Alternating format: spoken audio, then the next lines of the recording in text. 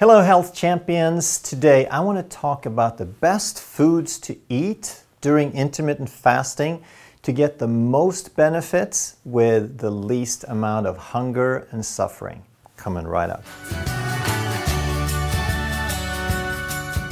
Hey, I'm Dr. Ekberg. I'm a holistic doctor and a former Olympic decathlete. And if you want to truly master health by understanding how the body really works, make sure you subscribe and hit that notification bell so you don't miss anything. There are so many benefits to intermittent fasting, and weight loss is probably the #1 reason people do it. But in my mind, there are much more important reasons, such as lowering blood sugar, reversing diabetes, reducing inflammation, reducing brain fog, heart disease, having less risk of Alzheimer's, Parkinson, risk of cancer goes down, and we can also improve immune function and we can live longer. Not only that, but we can have more health and more joy during those extra years. So the list can go on and on and on, but whatever the reason you're doing it, whatever the benefit you're getting, it all comes down to two common mechanisms. And the first one is that during the time you're not eating, your insulin goes down.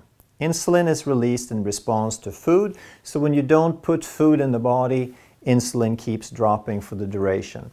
If you do that consistently for weeks and months and years, now you will reduce even stubborn cases of insulin resistance, and you can reverse type 2 diabetes in virtually every case. The second mechanism by which this works is called autophagy. And what is that? Well, during the time that you're fasting, you're not eating, you're not putting resources, you're not putting new resources into the body. The body has to get much better at utilizing the resources that are already there. So the body upregulates the crew that goes around recycling. It goes out scavenging, looking for resources, and it gets really good at figuring out what's good, what we want to keep, and what's junk, what do we need to get rid of. And in that process, we actually improve our detoxification significantly and our immune system. Also during fasting, our growth hormone increases, and it can go up as much as 10-fold or more. And what that does, it improves fat burning, but because the body also gets really good at determining what it needs to keep and what it needs to lose, protein is really precious, and the body wants the protein for muscles and enzymes and hormones. So when you don't put protein into the body, it makes sure that it uses the protein effectively and it burns fat for energy. A lot of people, when they hear fasting, they think of long-term fasting. They think days or weeks without food. And that's not a bad thing to do. You could go 3 days, 5 days, a week, 10 days, and do that every 2 to 3 months, a couple of times a year. Because what that will do is it will create very high levels of autophagy. You can reverse a lot of disease conditions with that. The problem is that it's not sustainable as a lifestyle. It's not something you do all the time. And this video is about the best foods for intermittent fasting. So we're talking about a lifestyle. Intermittent fasting is where you can eat on a regular period and fast on a regular period. So you might be eating once a day, maybe eat for 4 hours or 6 hours, maybe every day, maybe every other day, whatever gets you to your goals. And when we do it this way, it's sustainable. We can do this all the time. We can do this every week, year after year.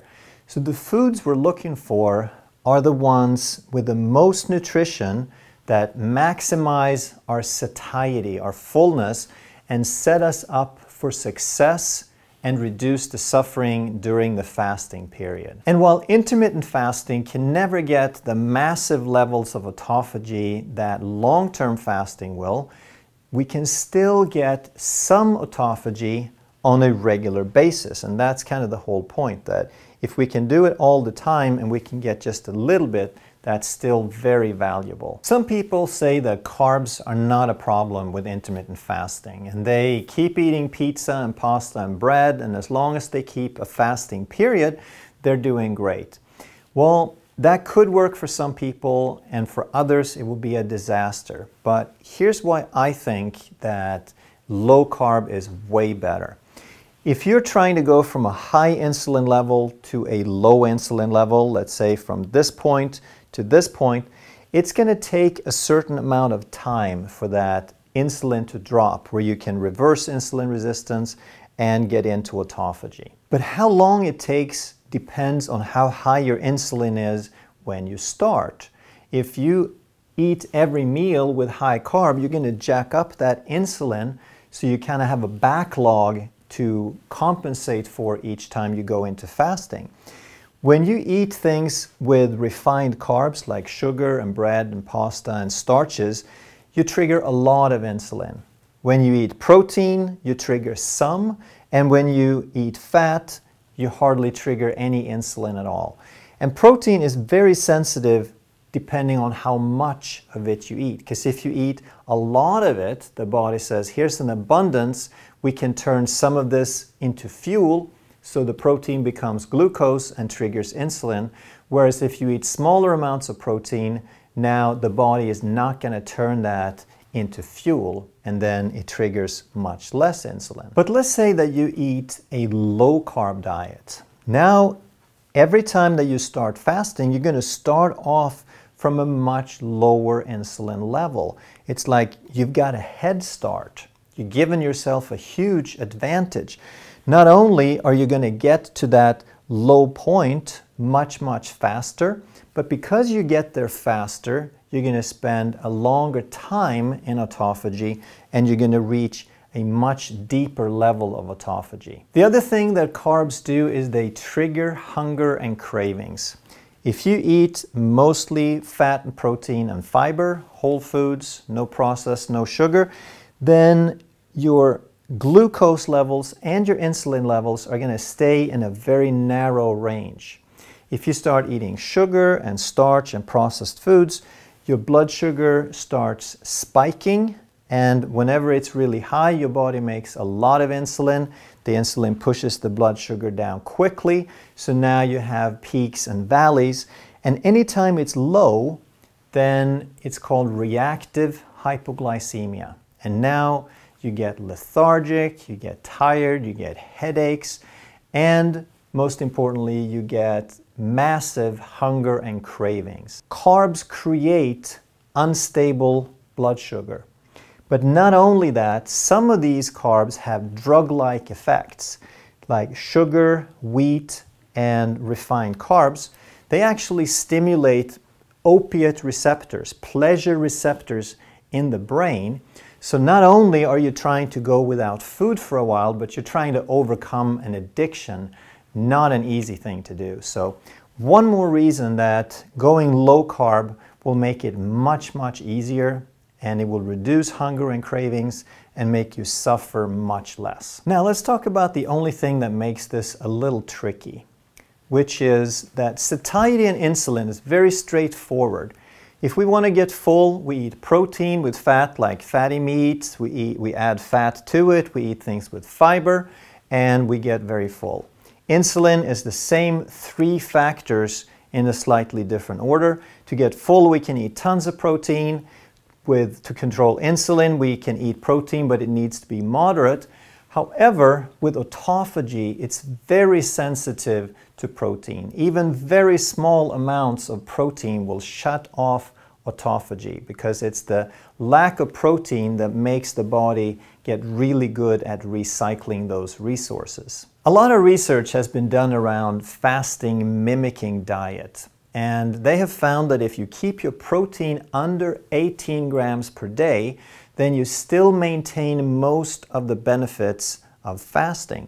So I know 18 grams is hardly anything, and you can't do that for very long, but stay with me and we're going to come back to that and see how we can use that to our advantage. So protein becomes kind of the balancing factor between these benefits. On the one hand, satiety and insulin, which is pretty simple, and if we also want to get some autophagy. So animal foods like fatty fish, grass-fed meat, and eggs, they are the most filling. You can have these as a meal in themselves, and they're very, very satisfying. They're low to moderate in the insulin response, unless you eat a lot of it. They're moderate to high protein, however, so they're not going to be the best for autophagy. We can't have hardly any of these until we shut off the autophagy. Fatty nuts are a little bit better, like macadamia nuts and pecans are the best ones, especially raw. They're quite filling, not as much as animal meats, but pretty good. They're low carb, low protein. They are very high fat, high fiber, and they have a very low insulin response. So you can't eat tons of them because autophagy is sensitive to both the amount of calories and protein, but you could have some of this and still sort of stay in that autophagy zone. Other foods you can use are leafy greens, cabbage, non-starchy vegetables like cauliflower, broccoli, Brussels sprouts, etc. They're very low carb, very low protein, very low fat. They're hardly going to trigger any nutrient sensors or insulin. They're also high fiber. And even though they provide a certain volume through the fiber and they don't trigger insulin, you don't get very full. It is hard for most people to eat enough of just this to get full. However, if you combine it with fat, if you put some butter and olive oil on this, then they can be quite filling. Now let's look at the timing and see how we can tweak the benefits a little bit. Let's say that you have dinner at 6 p.m. one day and you eat a large meal with lots of protein and fat and fiber. You're really full, you make it through the night, you skip breakfast, but then you come around noontime and you start getting hungry. Now you've gone 18 hours and you could push through, but you're really feeling sort of like, yeah, I really want something to eat. And autophagy and these insulin resistance benefits of reversing insulin resistance, they kind of start kicking in really after 12, 14 hours. So by 18 hours, we're really just getting going. Wouldn't it be great if we could get another 6 hours out of it? Then we would like triple the benefits out of this. Now, if we had a big meal of protein, then we would shut down the process cold. The autophagy goes away, insulin goes up, we've broken the fast. However, if we had something small, just enough to get us through, and that little thing we had was pure fat, or at least very low in protein and very low in sugar, now maybe we could get those extra 6 hours and we could maintain the benefits of autophagy. So if you can go the 24 hours and feel great, then do that. But if you're not feeling so great and you really want something, then this is a trick that can help you get through. So what would you be using then? Well, here's where we bring in our famous bulletproof coffee. And all that is, it's black coffee or black tea, and you add some fat to it. It could be butter, it could be MCT oil, could be coconut oil. And what that does, it gives you some nutrients, it gives you some calories, but it has 0 carbs, 0 protein, it's very high fat, almost 0 insulin response. So your body's nutrient sensors don't really react much to it unless you exaggerate it. So in the strictest sense, you definitely break your fast, but from a practical standpoint, you're still getting most of the benefits of intermittent fasting, and if it helps you get from 18 hours to 24 hours, you have dramatically increased the benefits. We also have different forms of fat like butter, extra virgin olive oil, coconut oil, lard, etc. They're quite filling, 0 carbs, 0 or trace protein, like in the case of butter. They're very high fat, and almost a zero insulin response. And while these things are not something that you would eat by themselves necessarily, you could use them for your bulletproof coffee, and you can also put them on vegetables. So if you had a salad, for example, instead of the bulletproof coffee, then you're not eating enough protein or calories to really get out of that fasting zone. Coconut cream is also great. It's very filling, has all of these benefits that we talked about, and you can use it for your coffee, you can use it as a creamer, coffee or tea, and I often use it in smoothies, and you can also make some delicious hot chocolate with it. And then we get to nature's perfect food that seems to show up in every list anyone ever does: avocado. Because it is quite filling, very low carb, very low protein, moderate fat, high fiber, very low insulin. It meets virtually every one of these criteria, and yet it has a lot of properties of vegetables. It's, strictly speaking, it's a fruit, but it sort of behaves like a vegetable in many ways. And I call it moderate fat compared to other really fatty foods like nuts.